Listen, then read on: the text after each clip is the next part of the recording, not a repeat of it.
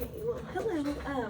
Thank you so much for allowing me to come in here and do our elementary instructional walkthrough. This is just the observation form that was created.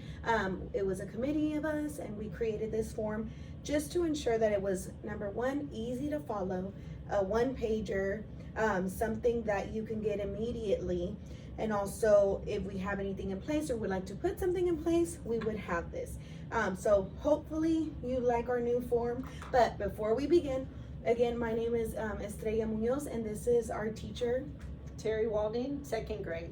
Okay, thank you so much. So I wanted to start off with positive. So if you look at the form there in front of you, the positive things that you did was you definitely implemented a lot of Kagan strategies. So I loved how you were walking around the room, which ensures that you're in the power zone, meaning all students are on task. If they're not, as close as you get to them, you're showing them that, you're there.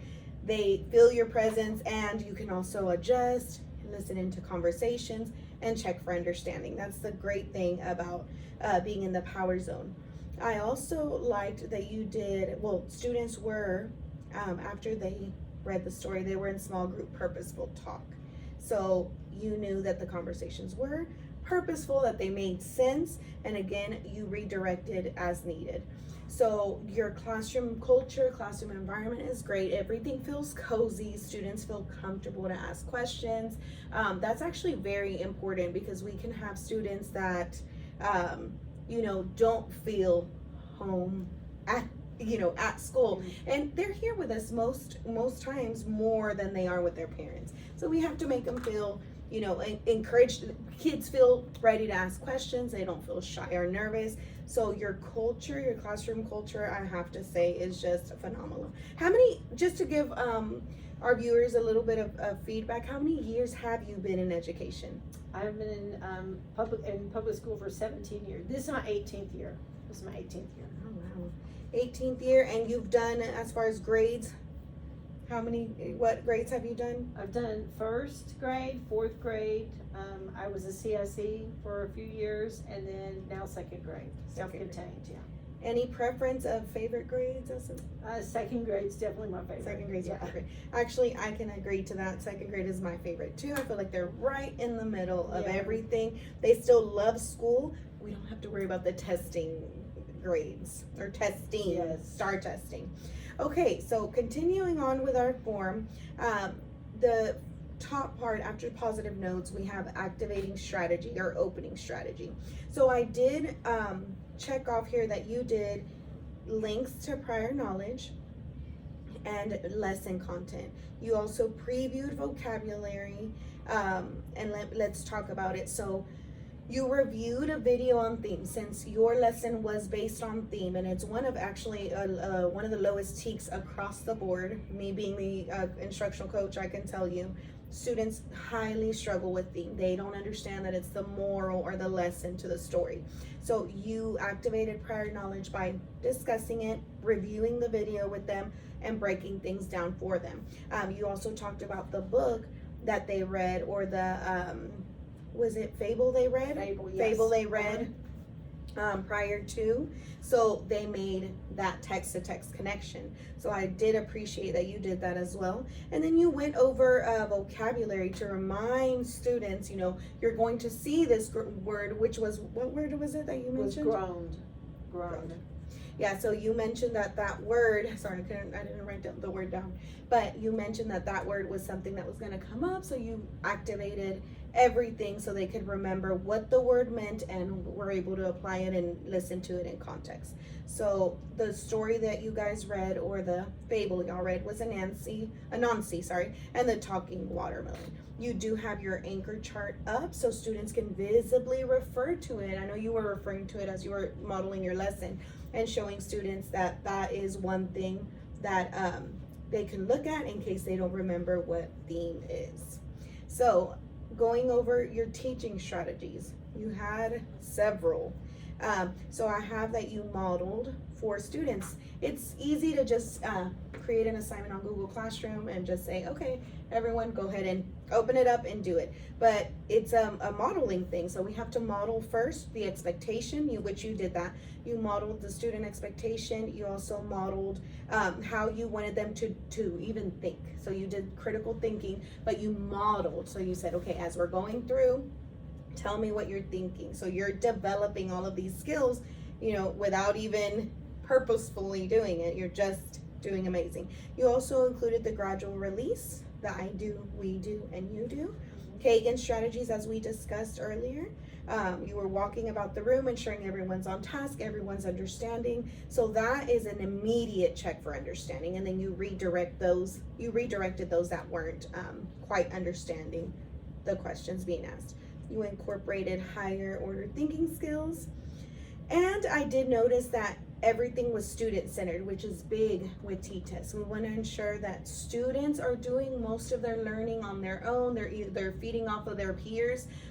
Once you've let them go, they're actually doing most of the, learning on their own. It's student-centered. It's not just you up in the front giving the whole lesson and not letting them learn for themselves. So I really appreciated that. A lot of the turn and talk is another good Kagan strategy that I saw that you implemented. Okay, so we also have here the effective teaching practice. Okay, so I have that you had the integration of technology. So you used your classroom panel just to ensure students could look up as they were sitting with you on the carpet. You have displayed visuals and student work. Let's see. They were actually to do a common assessment. So students did do a common assessment or an assessment after their learning. So just to ensure, this is another form of check for understanding, but you can even do a data analysis with that, which I know will come up later, just to see what the students' lowest TEKs were, what they didn't understand. But this was also implemented. You implemented the evidence of differentiated instruction. As I was looking around, I see that you have all sorts of levels. I saw high students, that can answer and do for themselves, but I also saw quite a few that needed additional support. And you did differentiate their instruction, and their assessment was differentiated. So I saw that some of them had text to speech if needed. Others had, they know how to use their dictionary and all of that, so that they can actually gain some understanding. So I saw the differentiated instruction taking place, which is very important and a key piece that some teachers do tend to leave out. Yeah, because I have GT and then I have some special ed as well, and ESL, so I have them. Okay, when you do, for example, your reteach or your lesson with them, let's pretend that you pull your GT, how does that look for you? So how does your lesson look differentiated once they're with you in a small group? I saw kind of whole group and you doing that proximity, getting close to them and those kinds of things. But when they do come, how does your GT group look as opposed to your SPED group? That's a good question. Okay, so GT doesn't need as much modeling as the special ed or even my ESL students. So with them, I need to be more visuals. I need to have more hands-on stuff for them. Whereas my GT, they're able to get it and then take their stuff and then go back to their seat and work on it after we've gone over how to reteach. And then your GT is, would you say, definitely more independent? Yes. And your SPED? And then also my GT can help the other GT kids. They work together, so in collaboration, they're really good at that, helping one another as well. Yes. And teaching one another, not just giving them the answer, but they'll say, well, what do you think about this? And so I'm really proud about them doing that. Absolutely, because they are your little mini assistants, your little mini teachers, and they do help and guide those that need a little bit more support. So I definitely saw differentiated instruction here. There's extra points for that, because that is one of the key components, honestly. There's clearly evidence of planning. You can tell that this lesson was pre-planned. It wasn't something you came up with out of nowhere. It was very well prepared, very well developed from beginning to end. You know, you guys did your read aloud, and then it flowed that way. And you did the gradual release model, as we talked about earlier, with the I do, we do, you do. So you set the tone and you gave them the example. Then students practiced on their own, but you were still chiming in and checking, and then you let them just work. And that's the student-centered piece, which is very important and crucial as a T-test component. Let's see, so evidence of coordinated instructional support. Classroom procedures are in place. You definitely have, like I said, a positive classroom culture, but also great classroom management. Students know what the expectation is, if they need to raise their hand to go to restroom, or you know, the little signals that you have. I also, since we are in your classroom, I also see that you have your conduct chart, or conduct, what are those called? There's a name, your little conduct. Just conduct, right? Yes. Your conduct, to where that is a visual for students. So some students don't really need to look at it, but some do get the opportunity. Now let me ask you this, since I only observed today, if they are a warning or consequence, do they have the opportunity to go back up, or how does that go? Yes, they do. When I see them back on track, or back on task, doing what they need to be doing, then they do have the opportunity to go back up. If needed. Okay, wonderful. So, and that is also in place. Is there any type of treasure chest or? One more thing, just very quick, because every day starts a new day. So if they're on warning today, tomorrow they start right back off. Everyone starts fresh. Yes. And the ready to learn piece, I see you have like super work, which is way up there. Yeah. And then parent contact is the final consequence. Yes. Okay, perfect. And then uninterrupted instructional process. Students know the expectation is set, and it was very clear and very evident that the expectation is set that they are not to interrupt. One of the things that kids will be kids, right? So they will tend to interrupt at times, but what I like is that you do redirect. So that's one of the biggest things. They do raise their hand, or I'm sorry, they do just shout out, but you're like, okay, Johnny, remember? Teachers talking, let's not. The redirection is key, and that is how I know that you have an uninterrupted instructional process. Even if someone does speak out, you tell them, hey, now's not the time, but I will get to you in the nicest, most professional way. Your transitions are smooth. I noticed that you have something in place for when they need to, from when you are sitting at the carpet, when it's time to go back to their seats, everything is running smooth. Transitions are good. Nothing is choppy. Everything flows. So I really appreciate that.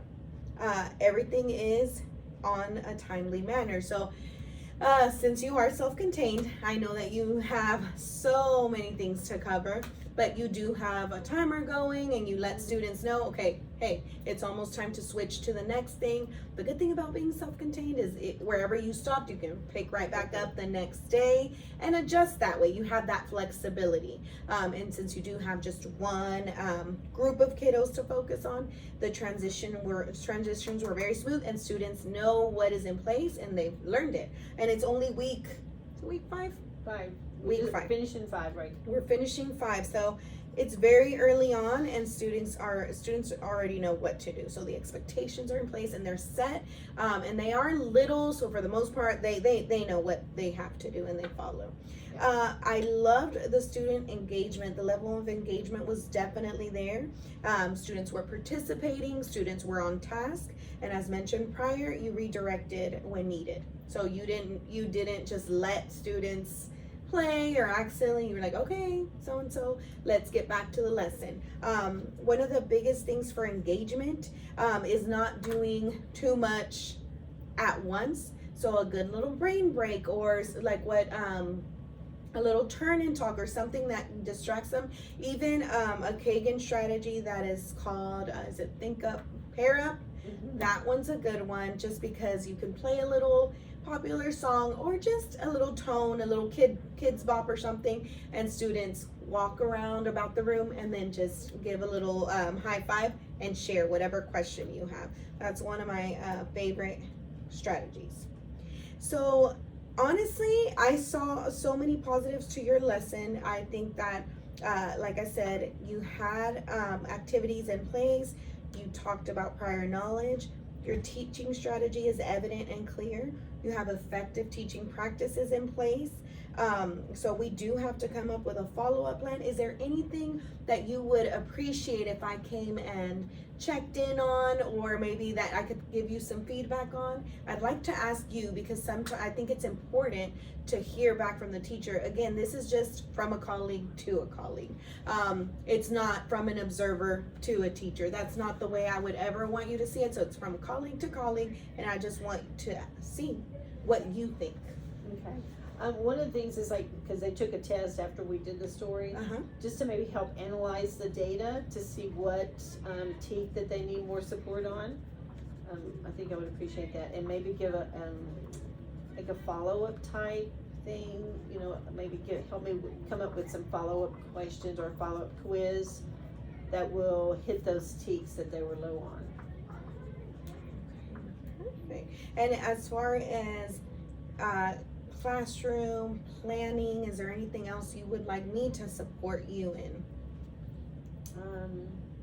Just some help with the teaks, I guess. I can't think of anything else. Okay.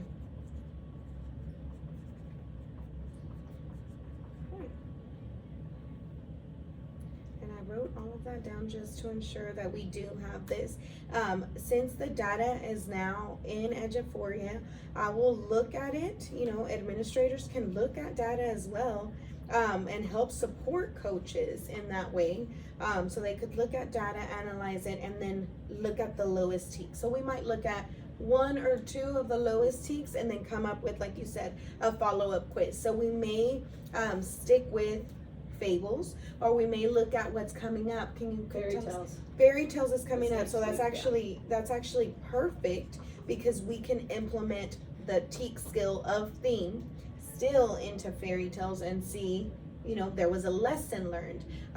There is a little bit of a difference there in fairy tales and fables, but nonetheless, it can be done. And maybe it isn't even that. Maybe it's central idea and details, or we'll see what the skills were. So I wrote that in my notes. But For fairy tales, the skill is monitoring comprehension. Oh, perfect.